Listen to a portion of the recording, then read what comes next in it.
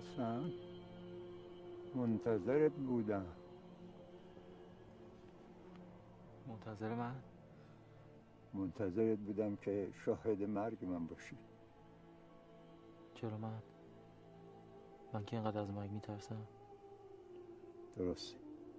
اگه به کودکی در تاریکی شم مادر بگن که بیرون از اینجا دنیایست پر نور، با کوههای بلند، دریاهای مواج، دشتهای وسیع، باغهای زیبای پر از گل، جویهای جاری از آب روان، آسمان پرستاره، خورشید تابان، ماه درخشان، و تو با شگفتی های فراوانی روبرو میشی، ولی تو در تاریکی میبینی.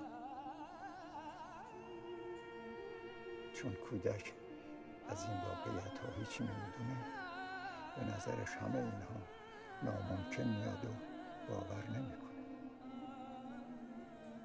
برای همینه که از مرگ میترسیم.